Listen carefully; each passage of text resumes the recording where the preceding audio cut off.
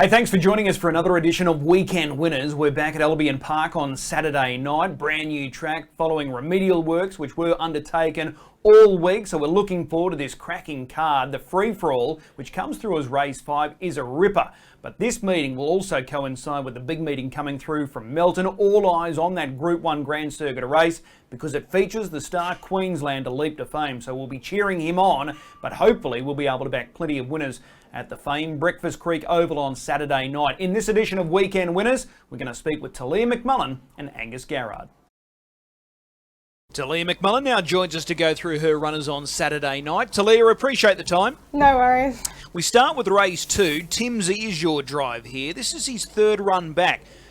Were you happy with the run last week? Yeah, I was really happy with him last week. I thought he hit the line pretty good. He only really got out late and felt pretty good, so I think he's on the up. Okay, that was the race won by Uga Chaka. They went good time there. It took over 54, 56.9 closing half. So given the fact that he is having his third run back, he sort of gives the signs that he's on the way up this campaign. Yeah, hopefully. I think he's a pretty nice horse when he's right, so hopefully he continues to improve. What do you make of the draw here? 2 off the second row following out Dr. Feelgood.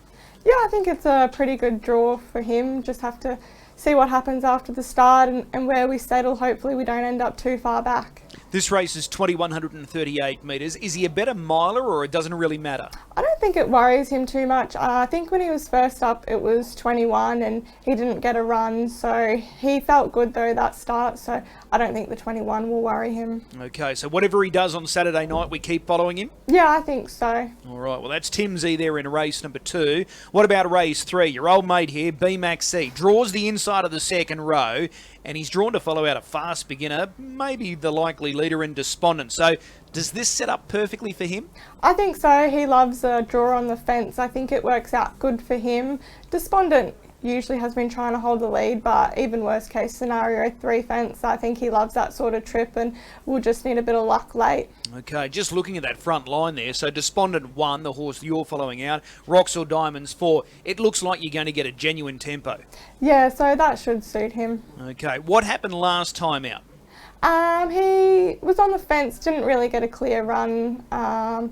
I didn't think it was a bad run, just held up, and he felt pretty good though and really good 2 starts ago, so I think this draw will be ideal for him. Okay, so a perfect setup there on the fence and taking all the shortcuts. Yeah, that's his go. All right, it certainly is. That's BMAC. What about in race 4? You've got your own runner stepping out here, Scruffy Doolan. A lot better last time out. Yeah, I don't think he's going too bad. Not a lot has really been going his way, and this week probably doesn't look much better. He's off the front, but number 7, so that's not ideal. He's not a super quick beginner from the stand, so we'll just have to see where we end up. Hopefully he steps well enough to be somewhere handy, but I definitely don't think he's going bad. I think he just needs a bit of luck. Okay, tell me this though. Were you disappointed when you seen 7 there when the fields came out?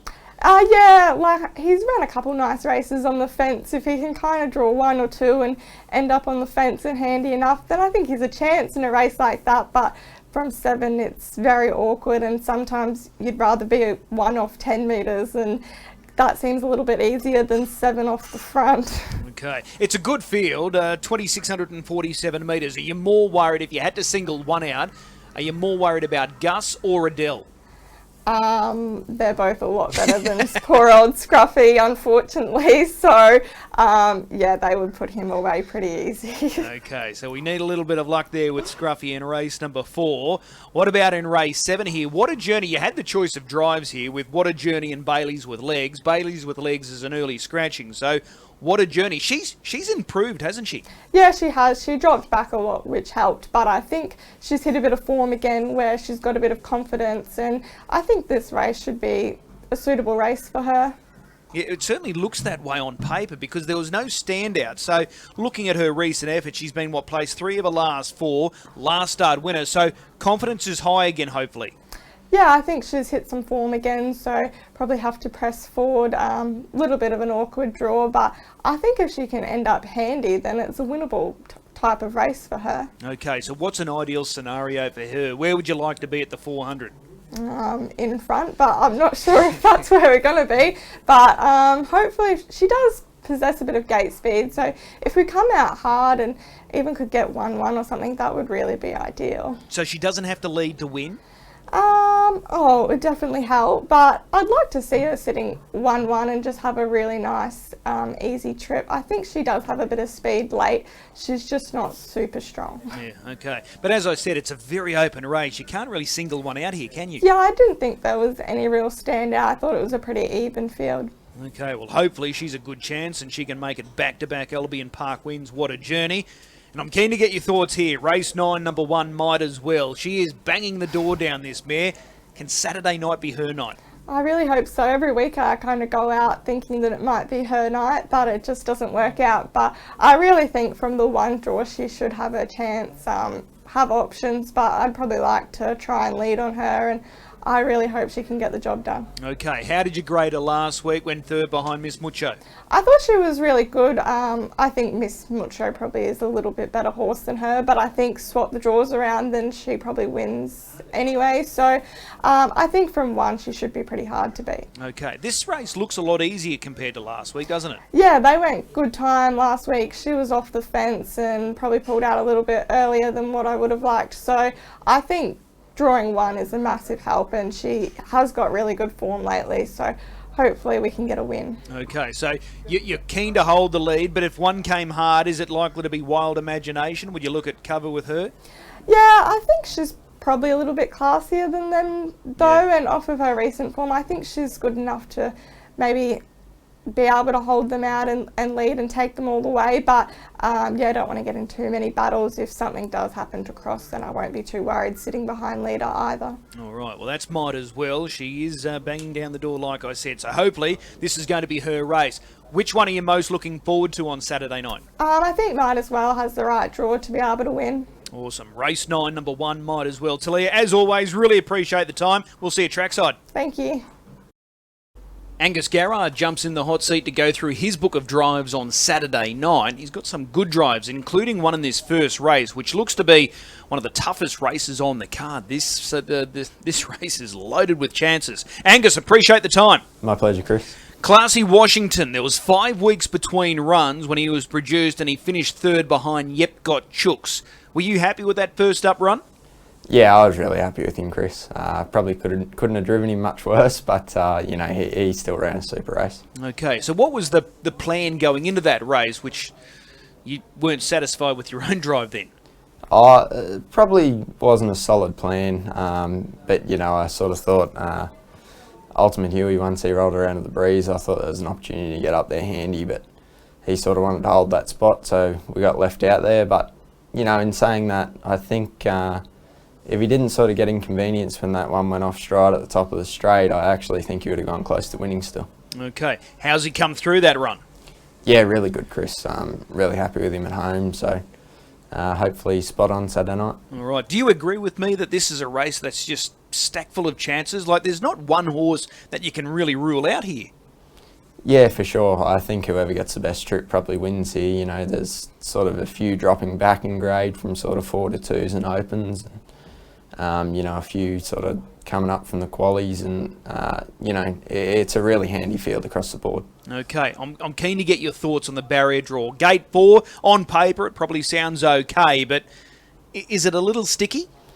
It is a little tricky. You know, there's a stack of speed inside us, and there's still a bit of speed outside us as well. But you know, we're not sort of committed to having to go forward or having to go back, so we can sort of drive it as we see it and how it pans out. Yeah, he's so versatile. His record here at this track is just phenomenal, really. He's so consistent.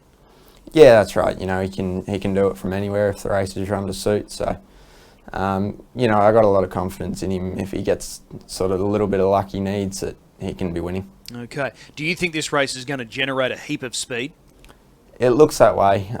You know, sometimes when it looks sort of really hot tempo on paper, it can sort of go the other way. But you know, I think at least sort of that first 200 or 300 is going to be super sharp. Okay, he's proven that he can charge right down the outside, so that's another string to his bow.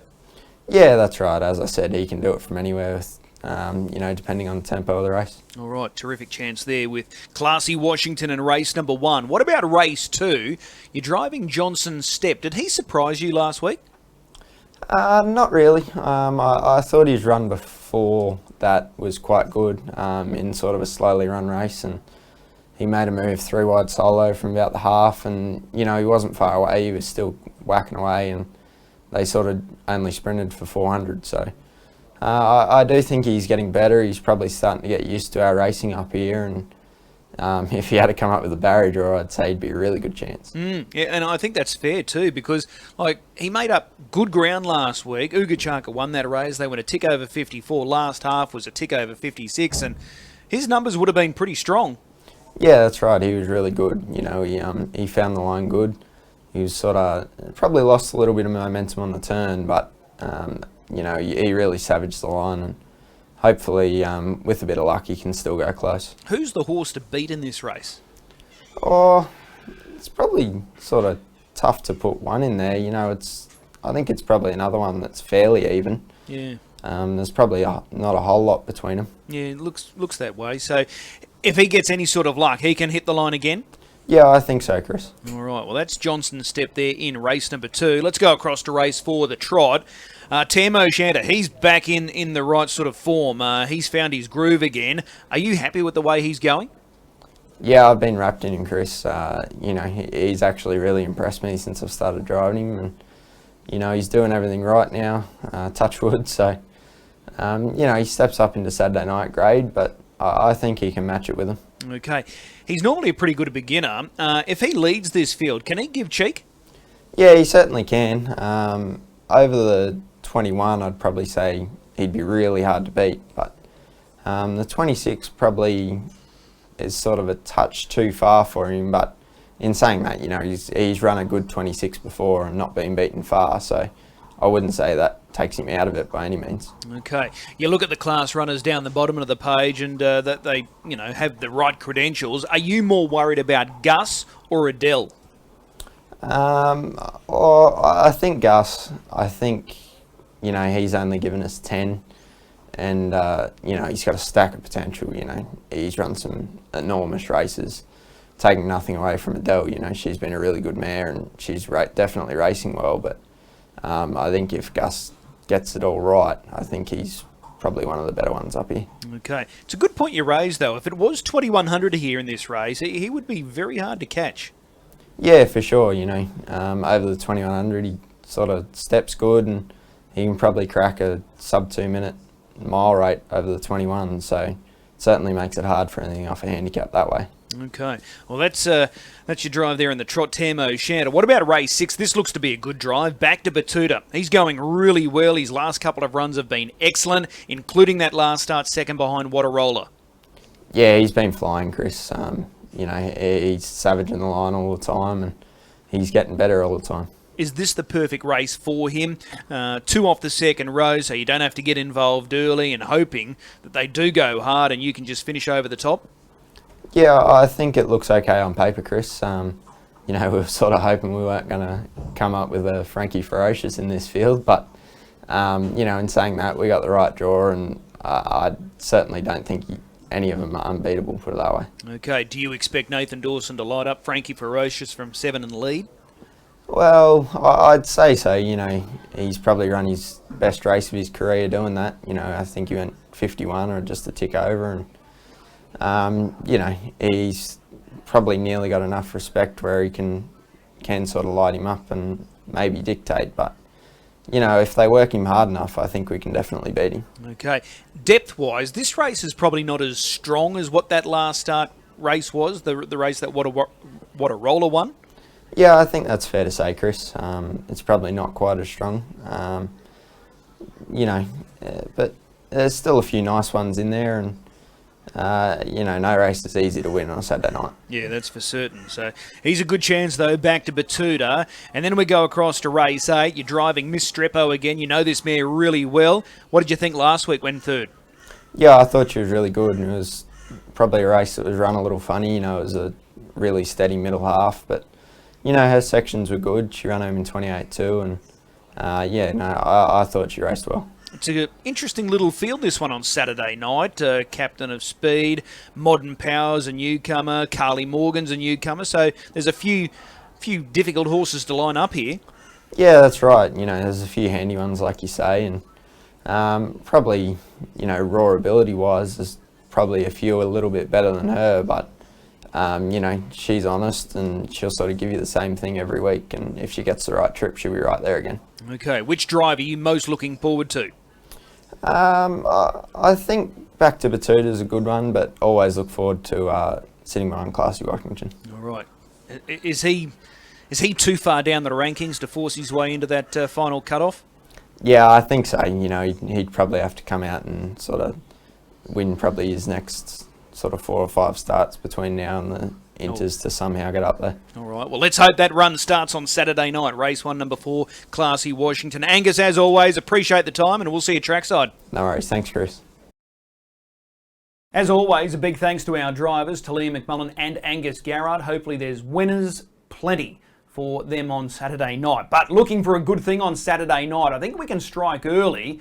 Race 2, number 4, Rosberg. Now, he's yet to win since finding his way to Queensland. He's prepared at Redcliffe by Donnie and Maureen Smith. They've had a few little issues with his sulky and the size of the sulky he needs. He was unlucky last week, got buried on the inside. He's finally got a draw. He's got the right driver behind him. I think he's our best bet. Race 2, number 4, Rosberg. Hopefully we'll get the money nice and early and play up our winnings a little bit later in the card. It's a good card, as I said. The free-for-all, that is going to be a ripper. Several ID23 candidates stepping out in that race, including the track record holder, Black Sedans, Turn It Up There, and the emerging star Future Assured. So that's all in front of us this weekend. The first of 10 starting at 5:39 Saturday night.